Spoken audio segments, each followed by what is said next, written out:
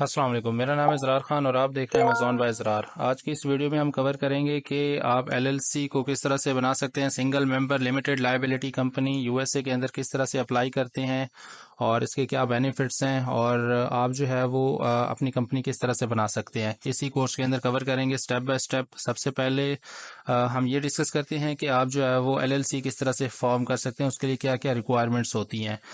ये मैंने आपके लिए एक शॉर्ट गाइड बनाई है, इसमें सारी रिक्वायरमेंट्स वगैरह जो है वो मैंने इंटर कर ली हैं और इन सबको हम इस वीडियो के अंदर कवर करते हैं और नेक्स्ट इंशाल्लाह हम नेक्स्ट वीडियो के अंदर जो है वो अप्लाई करेंगे, अपनी जो एलएलसी है वो अप्लाई करेंगे बाकायदा और इसको कवर करेंगे इंशाल्लाह। Let's get started. सबसे पहले बिजनेस नेम। यूएसए की जो एलएलसी है या कोई भी बिजनेस है, आप जब उसको रजिस्टर करें तो सबसे पहले उसके नेम की रजिस्ट्रेशन चेक करते हैं कि क्या ये नेम आपकी कंपनी के लिए अवेलेबल है या नहीं है। किसी दूसरी कंपनी ने तो वो नाम एक्वायर नहीं किया हुआ, कोई दूसरा जो है वो बिजनेस उस नेम से तो रजिस्टर्ड नहीं है उस स्टेट के साथ, या ये सारी चीज़ें जो है वो कवर करनी होती हैं। सबसे पहले आप स्टेट के अंदर जाएंगे। यूएसए के अंदर 48 स्टेट्स हैं और आप जो है वो उन स्टेट्स के अंदर जो है वो चेक कर, आप अगर व्योमिंग स्टेट के अंदर अपनी कंपनी जो है वो रजिस्टर करना चाह रहे हैं, आपको व्योमिंग स्टेट के अंदर नेम सर्च करना पड़ेगा कि किसी दूसरे बिजनेस ने तो वो नेम पहले से नहीं लिया हुआ। ठीक है।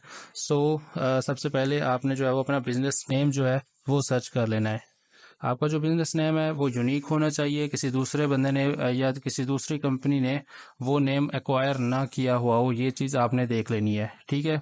और दूसरा ये कि एलएलसी जो लिमिटेड लायबिलिटी कंपनी होती है उसके कुछ रिक्वायरमेंट्स होती है, उसके नेम के एंड के ऊपर एलएलसी आ रहा होता है या L.C आ रहा होता है या लिमिटेड लायबिलिटी कंपनी आ रहा होता है। ठीक है। लेकिन जब आप एलएलसी रजिस्टर कर रहे थे तो उसमें ना कुछ रिस्ट्रिक्टेड वर्ड्स होते हैं, जो इंक है। ठीक है। ये आप यूज नहीं कर सकते उसके अंदर, या इनकॉर्पोरेटेड नहीं यूज कर सकते। इनकॉर्पोरेशंस या दूसरे बिजनेसेस के लिए जो है वो नाम जो है वो रिजर्व होते हैं। एलएलसी की रिक्वायरमेंट है कि उसके एंड के ऊपर लिमिटेड लायबिलिटी कंपनी होना लाजमी है। और ये चीज़ हो गया कि नाम सर्च जो है वो आपने पहले से कर लेनी है कि आपका जो नाम है वो किसी दूसरे बिजनेस के साथ लिंक नहीं हो रहा हो।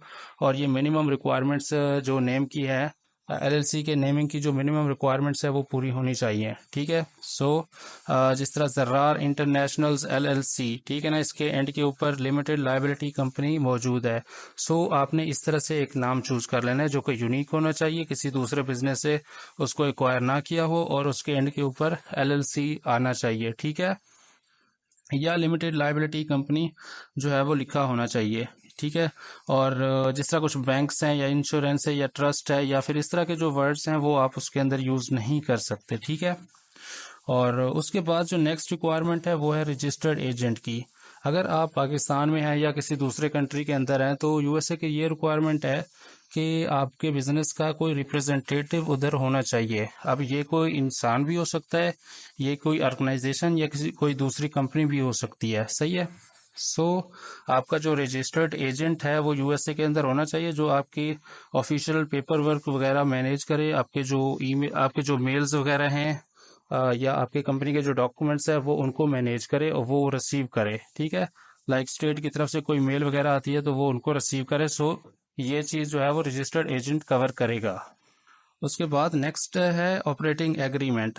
अच्छा, ये जो ऑपरेटिंग एग्रीमेंट जो है ये फाइलिंग के दौरान काम नहीं आता। फाइलिंग के दौरान मतलब कि जब हम स्टेट के साथ कोई पेपर वर्क कर रहे होते हैं या स्टेट के साथ कोई रजिस्ट्रेशन वगैरह कर रहे होते हैं, ऑपरेटिंग एग्रीमेंट उस टाइम तो काम नहीं आता। लेकिन ये कंपनी के अंदर जब कंपनी फॉर्म हो जाती है उसके अंदर ये ऑपरेटिंग एग्रीमेंट होना लाजमी है। ये कंपनी क्या काम करेगी, किस बंदे के क्या क्या रोल्स हैं। ठीक है। ये एक ऑपरेटिंग एग्रीमेंट ये ऑपरेट किस तरह से करेगी, ये एक एलएलसी का जो है वो बहुत इंपॉर्टेंट डॉक्यूमेंट होता है कि ये कंपनी किस तरह से काम करेगी। अब ये जनरल भी बना सकते हैं और लेकिन ये कंपनी के अंदर होना लाजमी है कि यार ये ऑपरेटिंग एग्रीमेंट ये किस तरह से काम करेगी, रजिस्टर्ड एजेंट के क्या टास्क होंगे, आपके क्या टास्क होंगे, एज अ ओनर के क्या टास्क होंगे। ठीक है। ये सारी चीज़ें जो है वो ऑपरेटिंग एग्रीमेंट के अंदर आ जाती हैं। ये स्टेट के साथ रजिस्टर नहीं होती लेकिन ये इंडिविजुअली कंपनी के अंदर ये डॉक्यूमेंट मौजूद होता है। उसके बाद आ जाता है ये आर्टिकल ऑफ ऑर्गेनाइजेशन। बहुत इंपॉर्टेंट डॉक्यूमेंट है जो कि आप स्टेट के साथ फाइल करते हो। इसमें इंफॉर्मेशन होती है लाइक कंपनी का नाम क्या है, कब रजिस्टर हुई थी, इसका स्टेट के साथ फाइलिंग जो रजिस्ट्रेशन नंबर है, वो सारी इंफॉर्मेशन इसमें मौजूद होती है। और ये प्रूफ होता है कि आपकी जो एलएलसी है वो स्टेट के साथ फॉर्म हुई है। ठीक है। सो उसके बाद आ जाता है बिजनेस लाइसेंस एंड परमिट्स। अब हर एक लाइक कंपनी के अंदर जो है वो आप कोई डिफरेंट काम वगैरह कर रहे हो, टास्क वगैरह कर रहे हो, हर एक टास्क वगैरह के रिलेटेड जो लाइसेंस वगैरह या परमिट्स वगैरह स्टेट की तरफ से जारी होते हैं, सो वो यहाँ पर आप जो है वो ले सकते हैं। अब लाइक अगर आप जो है वो ई कॉमर्स कर रहे हैं, ठीक है ना, तो उसके लिए रीसेलर परमिट ज़रूरी होता है। ठीक है। टैक्स वगैरह बचने के लिए तो ये है कि आप जो है वो फिर जब आपकी कंपनी फॉर्म हो जाती है तो आप लाइसेंसेस या परमिट्स वगैरह लेते हैं ताकि आप उसके ज़रिए ऑर्गेनिकली पे काम कर सकें। सही है। अच्छा, उसके बाद है स्टेटमेंट ऑफ इंफॉर्मेशन फॉर्म।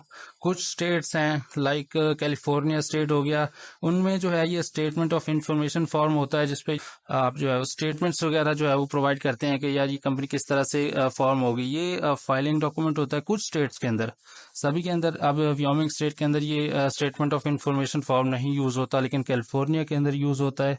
सो ये जो है वो प्रोवाइड करने पड़ते हैं। कुछ स्टेट्स के अंदर है, कुछ स्टेट्स के अंदर नहीं है डेफिनेटली।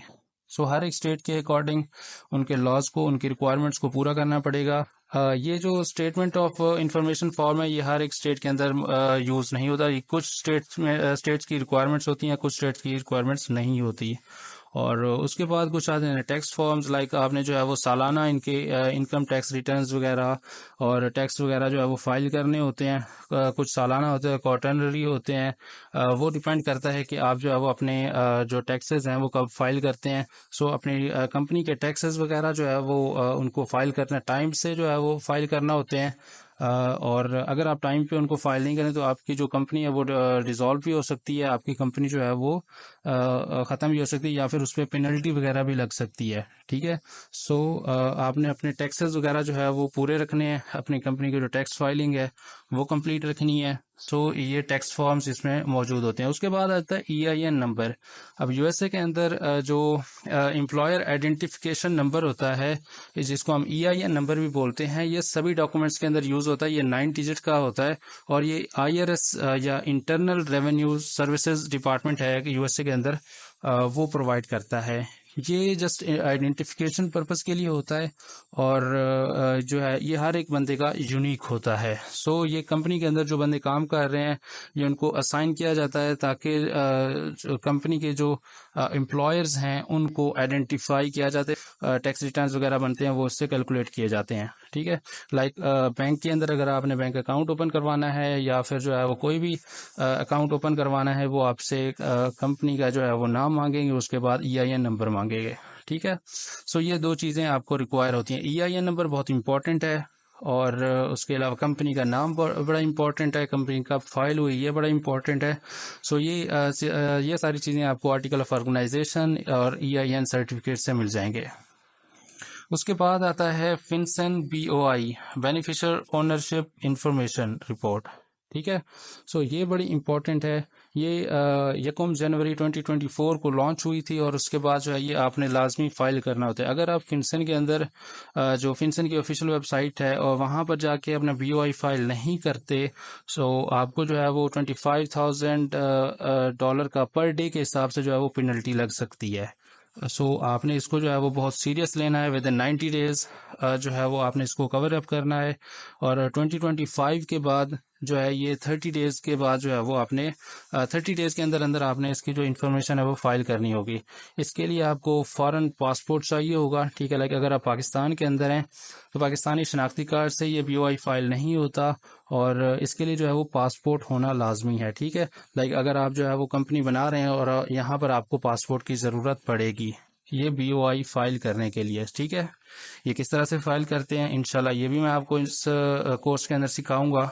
और ये चीज़ आपने लाजमी मेंशन अपने जहन में रखनी है कि अगर आपने BOI प्रॉपरली फॉलो नहीं किया तो आपको जो है वो बहुत बड़े फाइन वगैरह लग सकते हैं या फिर जेल भी हो सकती है इस को प्रॉपरली फाइल ना करने की वजह से। ये जस्ट अपनी कंपनी का जो रिकॉर्ड है फिनसन गवर्नमेंट के साथ जो है वो अपने क्लियर रखना है कि आपकी कंपनी के ओनर कौन है, ठीक है, और उसका एड्रेस क्या है, उसकी इंफॉर्मेशन क्या है। ये जस्ट ओनर की इंफॉर्मेशन वगैरह को मेंटेन करने के लिए है, ठीक है। आई होप कि आपको जो इनिशियल इसकी रिक्वायरमेंट्स हैं वो समझ आ गई होगी और एक बेसिक आइडिया हो गया होगा कि क्या क्या चीज़ें ज़रूरी हैं। इसके बाद नेक्स्ट वीडियो में हम कवर करेंगे कि आप जो है वो LLC किस तरह से अप्लाई कर सकते हैं और उस पर जो बेसिक एप्लीकेशंस वगैरह हैं वो सारे इंशाल्लाह इसमें कवर करेंगे, ठीक है। ओके, अल्लाह हाफिज़।